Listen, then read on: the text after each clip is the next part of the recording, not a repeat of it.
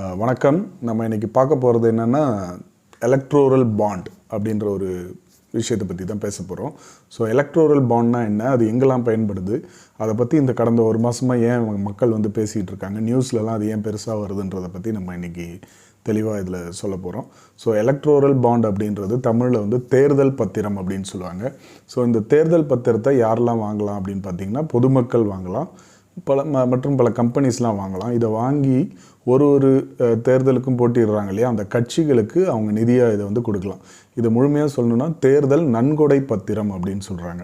So இது வந்து அவங்க இன்வெஸ்ட்மெண்ட்டாக கருதுறதில்ல, இதை ஒரு பொதுமக்களோ இல்லை ஒரு பிஸ்னஸ் மேனோ ஒரு கம்பெனியோ இந்த பத்திரத்தை வாங்குறதால அது வந்து அந்த கட்சிக்கு வந்து அவங்க வந்து நன்கொடையாக கொடுக்குறதா அர்த்தம்.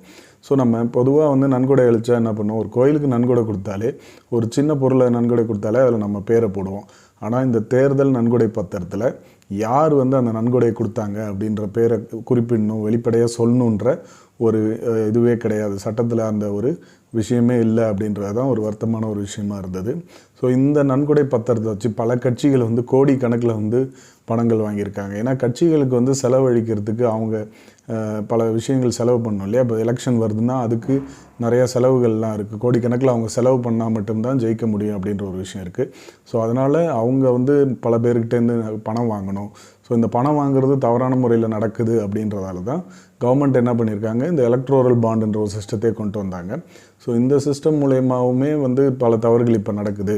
எக்ஸாம்பிள், இப்போது ஜட்ஜஸ் வந்து ஹைகோர்ட் ஜட்ஜஸ் வந்து எஸ்பிஐட்ட வந்து அந்த எலக்ட்ரோரல் பாண்ட் டீட்டெயில்ஸ் கேட்டிருந்தாங்க. ஸோ அதுவே வந்து எஸ்பிஐ வந்து கொஞ்சம் டிலே பண்ணாங்க. ஸோ பட் கோர்ட் வந்து அதை உடனடியாக அந்த ரிப்போர்ட்ஸ்லாம் கொடுக்கணும் அப்படின்னு சொல்லி ரொம்ப கேட்டதால் அது ஒரு பெரிய இஷ்யூவாக இந்த லாஸ்ட் 1 மந்த்தாக போயிட்டுருக்கு. ஸோ இந்த எலக்ட்ரோரல் பாண்ட்ஸ்னால் நிறைய ஸ்கேம்ஸ்லாம் நடக்குது அப்படின்றது. ஸோ இது எதுக்காக சொல்ல வரேன்னா, இது பொதுமக்களுக்கும் இந்த எலக்ட்ரோரல் பாண்ட் அண்ட் அந்த தேர்தல் நன்கொடை பத்திரத்தை பற்றின தெளிவான ஒரு விஷயம் தெரியணும் அப்படின்றதுக்காக தான் இந்த வீடியோ நான் பகிர்ந்தேன். நன்றி, வணக்கம்.